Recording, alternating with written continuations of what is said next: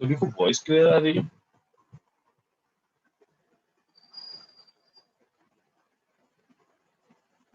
Yes sir.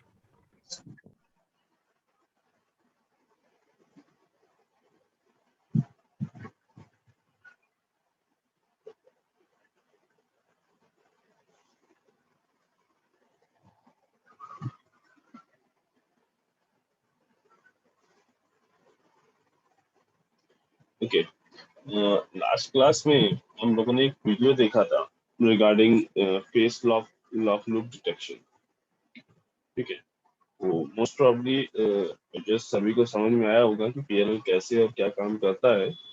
In case कुछ doubt होते हैं, ठीक है, तो हम लोग पीएलएल को अभी ट्यूट जब होगी, ठीक है, जब भी 4.4 की ट्यूट होगी, जब भी 4.3 की ट्यूट होगी, तो उस ट्यूट में हम लोग पीएलएल को एक बार फिर से डिस्कस कर लेंगे। जो भी जिसके जो भी डाउट्स होंगे उस वीडियो के रिस्पेक्ट में उनको एक बार पीएलएल को और डिस्कस कर लेंगे। ठीक है, तो जब अभी ट्यूट क्लास में एक्चुअल में दो टॉपिक, एक पीएलएल और दूसरा बैलेंस लोड डायरेक्टर।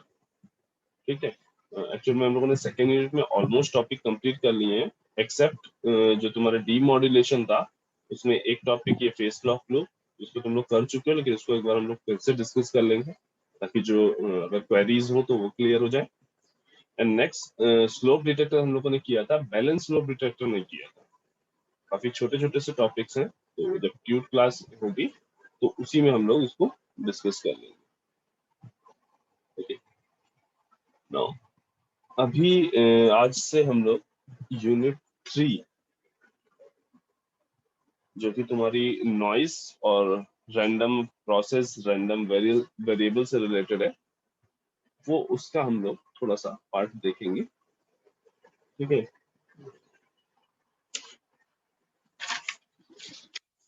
बाकी लोगों ने अभी ज्वाइन नहीं किया, ज्वाइन कर रहे हैं या कहीं और बिजी है? कुछ आइडिया हो अगर किसी को तो बाकियों को भी इन्फॉर्म कर दो।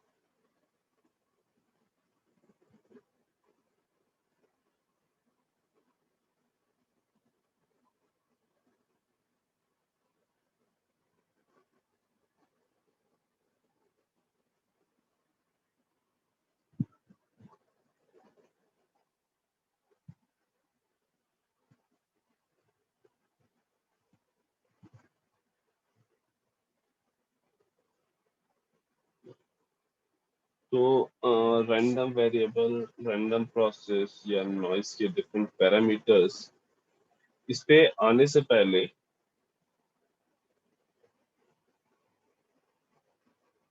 थोड़ा सा नीडेड कॉन्सेप्ट है प्रोबेबिलिटी का।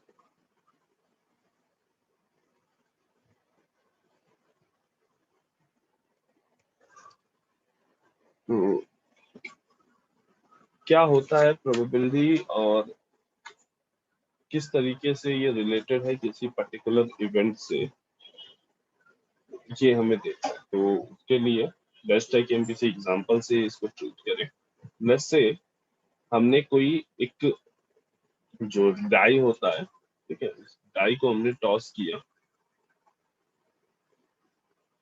ठीक, तो अब उसमें जो आउटकम्स आ सकते हैं, या तो उसमें 1 आ सकता है, 2 आ सकता है, 3 आ सकता है, 4 आ सकता है, 5 आ सकता है, 6 आ। ठीक, ये एक ऐसा इवेंट है, इस डाइस को टॉस करना एक ऐसा इवेंट है जिसको तुम प्रिडिक्ट नहीं कर सकते। तुम पहले से नहीं बता सकते कि कौन सा नंबर वहां से आएगा। 1 से 6 के बीच में कुछ भी आएगा। ठीक है, लूडो खेलते टाइम पे हमें पता नहीं होता कि 1 से 6 के बीच में कौन सा नंबर आता है, वो अनप्रिडिक्टेबल होता है। ठीक है, रैंडम होता है। ठीक है, जितनी बार तुम उसको उस डायस को तुम थ्रो करोगे उतनी बार वो कुछ अलग नंबर देगा। इसको किसी मैथमेटिकल इक्वेशन से तुम रिप्रेजेंट नहीं कर सकते कि लाइक एक मैथमेटिकल इक्वेशन बना ली और उस इक्वेशन से तुमने बता दिया कि हाँ भाई अगर ये वैल्यूज अगर ऐसे रखोगे तो इस इक्वेशन का जो रिजल्ट आएगा वही तुम्हारे डाइस के टॉस करने पे आउटपुट मिलेगा। दैट मीन्स कि जो ये प्रोबेबिलिटी है वो बेसिकली डील करती है विद रैंडम इवेंट्स या रैंडम एक्सपेरिमेंट। ठीक,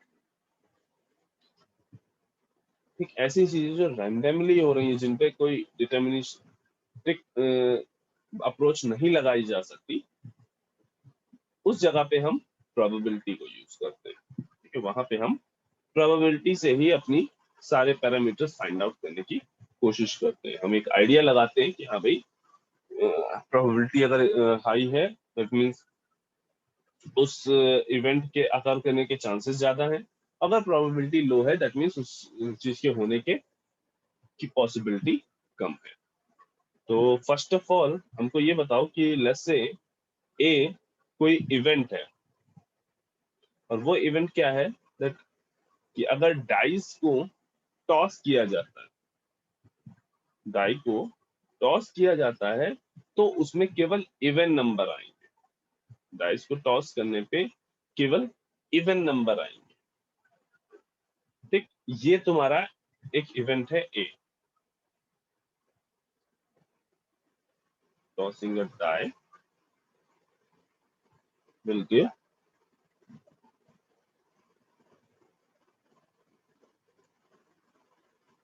इवन नंबर ओनली।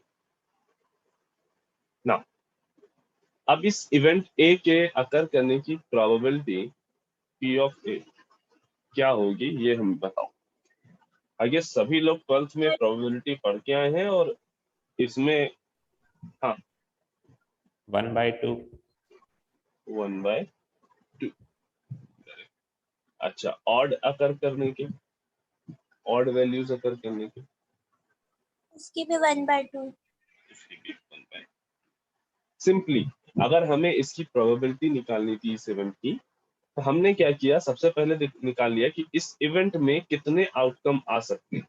तो 2 आ सकता है, 4 आ सकता है और 6 आ सकता है। इस इवेंट में 3 आउटकम ऐसे आ सकते हैं। और हमने फिर प्रोबेबिलिटी ऑफ इवेंट ए को कैसे डिफाइन किया कि इवेंट के आउटकम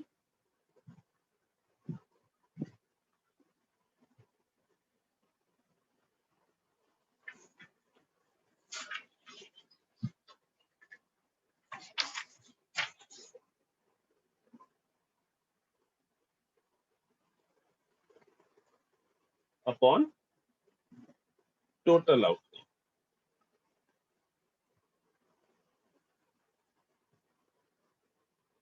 या कई जगह पे ये भी लिखा जाता है कि favoured outcome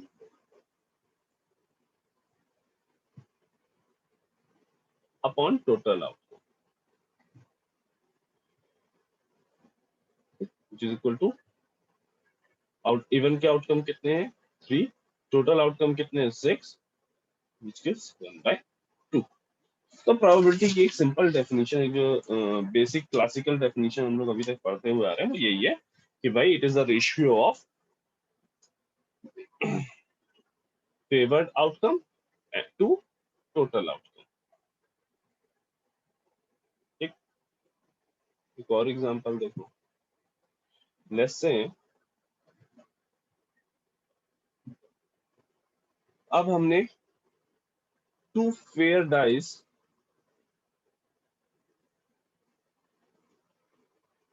are tossed, then find probability of first sum of outcome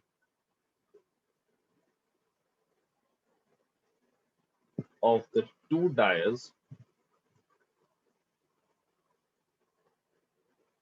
is equal to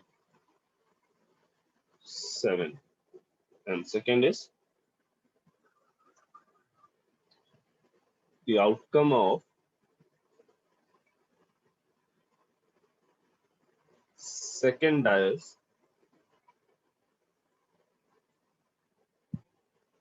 is greater than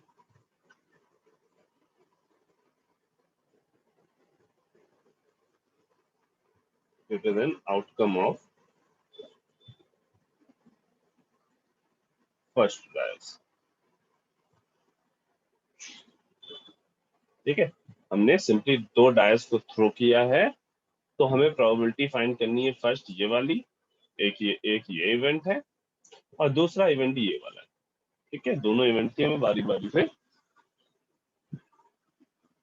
probability find out करनी।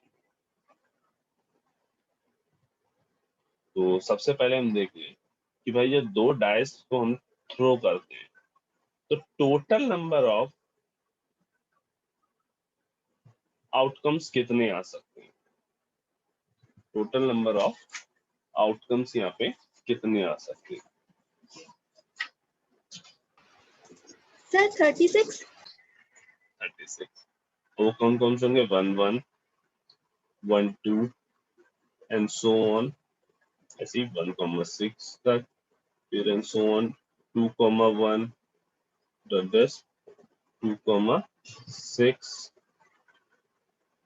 इसी तरह से 3,1 से लेके 3,6, 4,1 से लेके 4,6, 5,1 से लेके 5,6, फिर ऐसे 6,1 से लेके 6,6, ऐसे 36 आउटकम्स हमें मिलेंगे।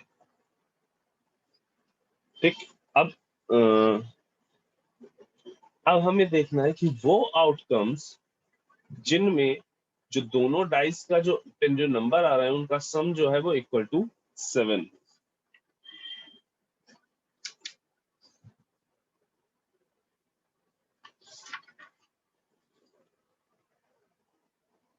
और वो कौन से हो सकते हैं? लेट्स से उसको हमने कह दिया event A.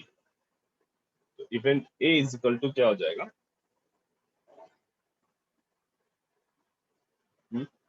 1 and 6, 5, yeah, 2 and 5, 3 and 4, इधर से 4 and 3। ठीक, ये दोनों ही डिफरेंट इवेंट है।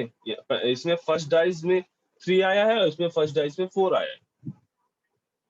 ठीक है, इसको इस तरह समझ से देखना कि सर रिवर्सिबल है तो दोनों सेम ही, ऐसा नहीं है। ठीक, इसी तरह से 5, 2 और 6, तो ये हमारे कौन से हैं? फेवरेबल आउटकम है। ये कौन है? Total outcome. ठीक, तो अब अगर हमें probability of A find out करना तो वो क्या हो जाएगा? Favourable outcome upon total outcome, that is 1/6।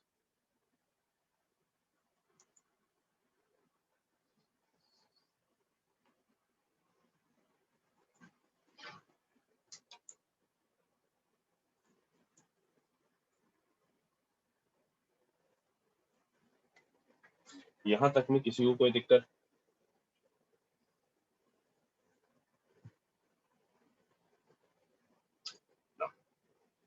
Second part पे आते हैं। सेकेंड पार्ट में लेट्स से इसको हमने इवेंट बी बोल दिया। ठीक है, अब ये जो इवेंट बी है इसमें हमसे क्या बोला गया है कि outcome of second dice is greater than outcome of first dice. तो जो सेकेंड डायस का आउटपुट है वो तुम्हारे फर्स्ट डायस से ज्यादा होना चाहिए। तो एक हो सकता है 1,2, 1,3, 1,4, 1,5, 1,6 and 2,3, 2,4, 2,5, 2,6 and 3,4, 3,5, 2,6, फिर 4,5, 4,6, 5,6। ये तुम्हारे टोटल आउटकम है, जिसमें तुम्हारे जो सेकेंड डायस का आउटपुट है वो फर्स्ट डायस के आउटपुट से ग्रेटर है ना। अब अगर हमें इसकी प्रोबेबिलिटी निकालनी होगी तो वो कितनी आएगी?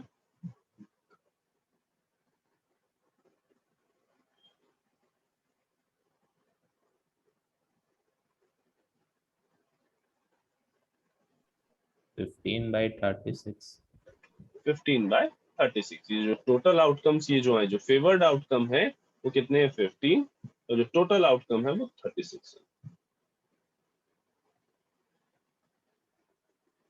इतनी बात में किसी को कहीं कोई डाउट?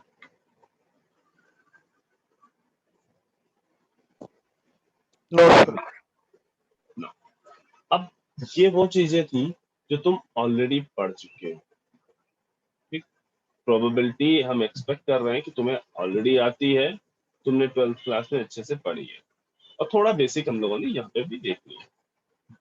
ठीक, बहुत डीप में उसके नहीं जा रहे हैं ना। अब हमें यहां से मूव करना है random variable and random process पे। पहले हम लोग रैंडम वेरिएबल देखेंगे, ठीक है, उसमें कुछ पैरामीटर्स देखेंगे, फिर रैंडम प्रोसेस देखेंगे कि क्या होता है रैंडम प्रोसेस और कितने टाइप के होते हैं रैंडम प्रोसेस।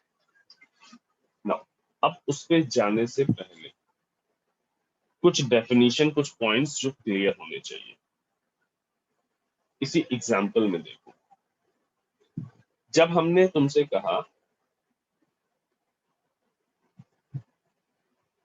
कि एक फेयर डाइस को टॉस किया जा रहा है, एक फेयर डाइस को टॉस किया जा रहा है, तो ये बेसिकली तुम्हारा है एक टाइप ऑफ एक्सपेरिमेंट या ट्रायल। एक एक्सपेरिमेंट या ट्रायल, ठीक है। इस अगर जो हम रैंडम वेरिएबल में कहीं पे भी बोल रहे हैं कि ये कोई एक एक्सपेरिमेंट या ट्रायल हुआ है, दैट मीन्स तुम्हें समझना है कि हाँ भाई एग्जैक्टली हो क्या रहा है, एक्सपेरिमेंट का मतलब क्या है। ठीक, तो ये बेसिकली तुम्हारा एक एक्सपेरिमेंट है, ठीक है, एक ऑब्जर्वेशन है, एक ट्रायल है। ठीक है, क्या किया गया है यहाँ पे इस एक्सपेरिमेंट में? दो फेयर डाइस को टॉस किया गया है। ठीक, उसके बाद यहाँ जो ये तुमसे क्वेश्चन में पूछा गया है, the sum of outcome of the two dice is equal to 7। यहाँ पे तुम्हें एक अलग कंडीशन दे दी गई। क्या कंडीशन दे दी गई? कि जो दोनों डाइस जब आप थ्रो कर रहे हो, टॉस कर रहे हो, उन डाइस का जो सम, आउटकम का जो सम है वो इक्वल टू 7 है। तो ये बेसिकली क्या कहलाएगा? An event of an experiment. किसी पर्टिकुलर एक्सपेरिमेंट का ये क्या है? एक इवेंट है। एक कोई एक्सपेरिमेंट हुआ, उस एक्सपेरिमेंट का ये इवेंट है। ये इवेंट 1 है, और ये वाला जो है ये क्या है? इवेंट 2। ऐसे कई सारे इवेंट्स एक पर्टिकुलर एक्सपेरिमेंट में अकर कर सकते हैं। एक एक पहली डेफिनेशन एक्सपेरिमेंट क्या है, दूसरा इवेंट्स क्या है, तो एक्सपेरिमेंट क्या है? कोई भी प्रोसेस या ट्रायल, ठीक है, या ऑब्जर्वेशन जो हमने की हो किसी पर्टिकुलर चीज के साथ, किसी पर्टिकुलर डिवाइस के साथ। ठीक, कोई भी एक्सपेरिमेंट या कोई भी चीज हमने जब की है, ठीक, कोई ऑब्जर्वेशन किया, कोई ट्रायल किया है, ठीक, जो कि रैंडम है, ऐसा एक्सपेरिमेंट जो रैंडम है, ऐसी ऑब्जर्वेशंस जो रैंडम है। ठीक, फिर वहां पे इवेंट क्या है? एक एक्सपेरिमेंट के अंदर जो चीजें अकर कर सकती हैं, ठीक है, एक एक्सपेरिमेंट के अंदर जो भी चीजें अकर कर सकती है, लाइक इस एक्सपेरिमेंट के डिफरेंट आउटकम्स होंगे, उन आउटकम्स में कुछ आउटकम ऐसे होंगे जो इस इवेंट को डिफाइन कर रहे होंगे। ठीक? अब इस एक्सपेरिमेंट के जो टोटल आउटकम्स, लाइक जे ये किसी पर्टिकुलर एक्सपेरिमेंट के जो टोटल आउटकम्स हैं, इनको अगर हम एक सेट में लिखें तो उस सेट को हम बोलते हैं सैंपल स्पेस। ये वर्ड याद रखना, सैंपल स्पेस। तुमसे इवेंट और एक्सपेरिमेंट की शायद डेफिनेशन पूछी जाए या ना जाए, लेकिन शॉर्ट आंसर में ये सैंपल स्पेस क्या होता है इसकी डेफिनेशन तुमसे पूछी जा सकती है। तो सैंपल स्पेस क्या है? किसी पर्टिकुलर एक्सपेरिमेंट में जो टोटल नंबर ऑफ आउटकम्स आ रहे हैं, जो टोटल नंबर ऑफ आउटकम्स आ रहे हैं, उनको हम क्या बोल रहे हैं? अगर उनका एक हम टोटल सेट बना ले तो उस सेट को हम क्या बोल रहे हैं? Sample space. उस सेट को हम क्या बोल रहे हैं? Sample space. नाउ अब इस सैंपल स्पेस में जो डिफरेंट डिफरेंट आउटकम मिल रहे हैं, ये इनको हम क्या बोलेंगे? Sample point. इनको हम क्या बोलेंगे? Sample point. ठीक, इस सैंपल स्पेस का ये जो ए है, ये बेसिकली इसी सैंपल स्पेस का एक सबसेट है ना, इसी सैंपल स्पेस का, इसमें जो टोटल आउटकम है उसी का ये पार्ट है, उसी का ये सबसेट है। तो हम ये भी कह सकते हैं कि इवेंट जो होते हैं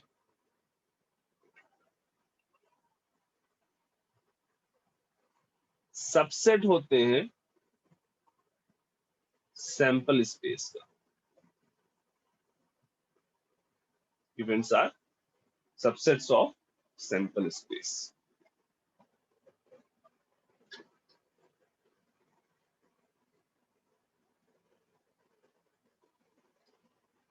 ठीक, events are sample events are subset of sample space. Sample space क्या है हमें क्लियर हुआ, सैंपल पॉइंट क्या है, इवेंट्स क्या होंगे, ये चीजें हमने अभी तक देखी। प्रोबेबिलिटी हमको ऑलरेडी पता थी। Now, आगे बढ़ते हैं। अब देखना है कि रैंडम वेरिएबल क्या होता है। अब रैंडम वेरिएबल बताने से पहले हमको तुम ये बताओ, तुमने सिग्नल एंड सिस्टम में अभी तक पढ़ लिया होगा कि भाई ये रैंडम सिग्नल और डिटरमिनिस्टिक सिग्नल क्या होते हैं।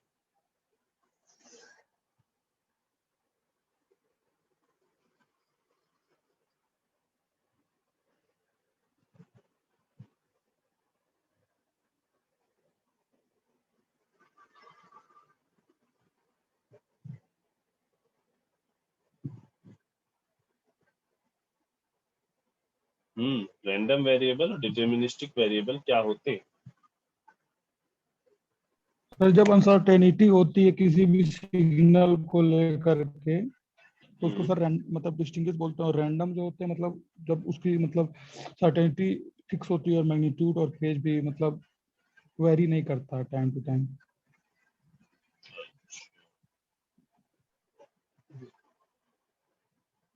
क्या और सर टाइप ऑफ, हाँ, सर देखो अब डिस्क्रिमिनेटिव जो होता है रेगुलर पैटर्न फॉलो करता एक रेगुलर पैटर्न फॉलो करता है। Good. क्या इसको तुम लोगों ने सिग्नल एंड सिस्टम में पढ़ा है कि नहीं पढ़ा है? है। सर पढ़ा है। देखो सर इस चीज को पढ़े समझ, हैं। पढ़े हैं ना, ठीक है। अच्छा देखो जो रैंडम वेरिएबल है, एक ऐसा जो रैंडम सिग्नल्स है, एक ऐसा सिग्नल जिसको तुम मैथमेटिकल इक्वेशन से डिफाइन नहीं कर सकते, जिसकी तुम सर्टेनिटी नहीं बता सकते। मीनिंग तुम ये नहीं बता सकते हो कि किसी पर्टिकुलर टाइम टी पर कितना उसका वैल्यू होगा। लाइक एग्जाम्पल के लिए देख सकते हो तो जो तुम्हारे एनवायरनमेंट का टेम्परेचर होता है, तुम ये प्रिडिक्ट नहीं कर सकते। ठीक, प्रिडिक्शन कर सकते हो, एग्जैक्टली तुम नहीं बता सकते हो कि हाँ भाई कि किस टाइम पे कितना टेम्परेचर रहेगा तुम्हारे आसपास। ठीक, ये चीज क्लियरली नहीं बता सकते। हाँ, बहुतों के दिमाग में आया होगा कि सर जब हम मोबाइल देखते हैं तो मोबाइल में जो मेरा वेदर इंफॉर्मेशन बताता है वो पहले ही बता देता है कि हमको कल शाम में जो है बारिश होगी, या कल शाम में जो टेम्परेचर होगा वो इतने डिग्री होगा। ठीक, तो देखो हमने फिर कहा यहाँ प्रिडिक्शन हो रहा है, यहाँ हम प्रोबेबिलिटी लगाते हैं कि हाँ मे बी ऐसा हो सकता है कि क्योंकि इस टाइम पे मतलब 4:05 पे क्योंकि ऐसा टेम्परेचर है, तो अगले दिन 4 बजे मोस्ट प्रोबेबली ये चीज होने के चांसेस है। तो वो प्रोबेबिलिटी ये दी जाती है, एग्जैक्ट कैलकुलेशन नहीं बताई जाती। जो भी वेदर फोरकास्ट करते हैं, जो भी वेदर से रिलेटेड इंफॉर्मेशन देते हैं, वहां पर भी तुम्हें वहां पे प्रोबेबिलिटी बताई जाती है। क्यों? क्योंकि वेदर जो है वो एक रैंडम सिग्नल है, वहां तुम डिटरमाइन नहीं कर सकते। ठीक, और वहीं अगर एक सिग्नल ये दिया हो F T is equal to A C sine T, अब इस सिग्नल की तुम डिफरेंट टाइम टी पर टी इज इक्वल टू 0, 1, 2, 3, 4, 5 चाहे जिसपे तुम फाइंड आउट कर सकते हो इस सिग्नल की वैल्यू, एग्जैक्ट वैल्यू तुम्हें पता चलेगी कि time T is equal to 5 पे ये था, टी इज इक्वल टू 6 पे ये वैल्यू है, टी इज इक्वल टू 7 पे ये वैल्यू। तो ये सिग्नल्स कहलाते हैं डिटर्मिनिस्टिक सिग्नल। ठीक, अब हमें रैंडम सिग्नल या रैंडम वेरिएबल पढ़ने की जरूरत क्या है? तो देखो जब तुम कम्युनिकेशन करते हो, जब तुम अपने पास से अपने मोबाइल से कोई कॉल कनेक्ट करने की कोशिश करते हो, ठीक, तो तुम्हें नहीं पता होता कि तुम्हारा जब तुम ट्रांसमीटर यानी तुम जब कुछ अपनी बात बोलोगे, रिसीवर तक पहुंचने से पहले उसके बीच में कहाँ कहाँ पे कितनी नॉइसेस ऐड होंगी, किस क्वांटिटी में ऐड होंगी, किस एम्पलीट्यूड पे ऐड होंगी, कब ऐड होंगी, किस टाइम पीरियड पे ऐड होंगी, कुछ नहीं पता होता। ठीक, लेकिन जिसने भी जैसे हेलो सर। हाँ कुछ वॉइस में इशू है। No sir. हाँ, लेकिन जस्ट ये सोचो कि जो भी तुम्हारा मोबाइल ऑपरेटर है, चाहे वो जियो हो चाहे वो एयरटेल हो, जब उसने अपना चैनल बना रहा होगा, जब वो अपना सेटअप लगा रहा होगा, जब वो अपने एंटीनास लगा रहा होगा, तब उसे ये चीज पहले से प्री डिफाइन करनी रही होगी कि यार जब लोग हमारे नेटवर्क को यूज करके मोबाइल पे बातें करें तो उस टाइम पे नॉइस का इफेक्ट जो हो वो कम से कम रहे। ठीक, मीनिंग वो जो ट्रांसमिशन हो रहा है उस ट्रांसमिशन में जो नॉइस ऐड हो रही है उसके इफेक्ट को नलीफाई करने के लिए उन लोगों ने कुछ ना कुछ मेजर्स लिए होंगे, तभी हमें प्रॉपरली वॉइस क्लियर सुनाई दे पाती है। एक टाइम था जब इतना इनहेंस हमारे पास टेक्नोलॉजी नहीं थी, तब जो आप बात करते थे, चाहे वो मोबाइल से की जाती हो चाहे वो टेलीफोन के थ्रू की जाती हो, ठीक है, उसमें और प्रेजेंट टाइम पे काफी डिफरेंस है ना। अभी जो वॉइस क्वालिटी और वीडियो क्वालिटी हमें मिलती है और जो तब वॉइस क्वालिटी और वीडियो क्वालिटी हमें मिलती थी उसमें डिफरेंस है। रीजन कि हाँ हम नई नई टेक्नोलॉजीज की हेल्प से उस नॉइस को स्टडी कर रहे हैं और उस नॉइस के इफेक्ट को नलीफाई कर रहे हैं। एक डिफरेंट टाइप के कम्युनिकेशन के डिफरेंट डिफरेंट तरह के मल्टीपल एक्सेस ढूंढ रहे हैं, डिफरेंट डिफरेंट तरीके के मॉड्यूलेशंस ढूंढ रहे हैं, है ना। तो ये जो हमारी नॉइज थी ये बेसिकली रैंडम इन नेचर थी। दैट इज व्हाई उसको स्टडी करने के लिए हमें पता होना चाहिए कि भाई रैंडम वेरिएबल क्या है एंड रैंडम प्रोसेस क्या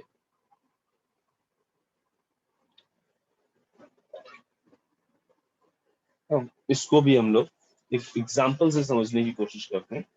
ठीक, लेट्स से हमारे पास 2 कॉइन थे। ठीक, हमारे पास 2 कॉइन थे, उनको हमने इस बार टॉस किया। ठीक, तो सैंपल स्पेस इसका क्या बनेगा, या तो दोनों में हेड आएगा, या तो एक में हेड एक में टेल आएगा, या एक में टेल और एक में हेड आएगा। ठीक, एक में हेड हेड हेड टेल, या टेल हेड आएगा या टेल टेल होगा। ठीक है, हम मान के चल रहे हैं हमारा सिक्का जो है वो एकदम बहुत सही तरीके से बनाया गया, एकदम फेयर कॉइन है, वो सीधा खड़ा नहीं होगा। ठीक, ऐसी कोई कंडीशन दोनों सिक्कों में से नहीं आएगी कि वो सीधा खड़ा हो जाए और न टेल आए न हेड आए। ठीक है, हम ये मान के चल रहे हैं कि ये मेरा फेयर कॉइन है। अब जब ये फेयर कॉइन है तो इस इवेंट के यानी दोनों कॉइन में हेड आए, इसके अकर करने की प्रोबेबिलिटी 1/4, इसके अकर करने की भी प्रोबेबिलिटी 1/4, इस इवेंट के अकर करने की भी प्रोबेबिलिटी 1/4 और इसके भी 1/4।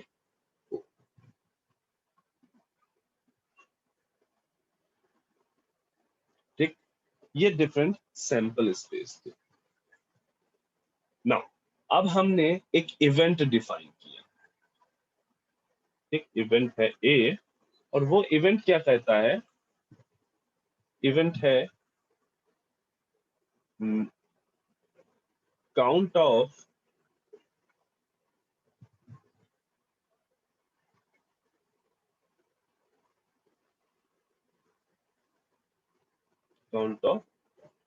हेड्स। ठीक, meaning count of number of head, count of number of heads, ये मेरा एक इवेंट है। ठीक, अब ये एक रैंडम इवेंट है ना, ये एक रैंडम इवेंट है। अब इसमें या तो 2 हेड हो सकते हैं, या एक हेड हो सकता है, या एक भी हेड नहीं हो सकता। तो यहां पे अब यूज होता है रैंडम वेरिएबल। ठीक, रैंडम वेरिएबल बेसिकली एक टाइप ऑफ मैपिंग है जिसमें हम किसी पर्टिकुलर इवेंट के डिफरेंट सैंपल पॉइंट्स को एक रियल नंबर से रिप्रेजेंट कर सकते हैं। एक रैंडम वेरिएबल एक टाइप ऑफ रिप्रेजेंटेशन, एक टाइप ऑफ मैपिंग है जिसमें हम किसी इवेंट में अवेलेबल सैंपल पॉइंट्स को रियल टाइम में, ठीक, या रियल टाइमलाइन पे रिप्रेजेंट कर सकते हैं, मीनिंग रियल नंबर से रिप्रेजेंट कर सकते हैं। ठीक, एक काम करो, सभी लोग क्लास को एक बार रीज्वाइन कर लो।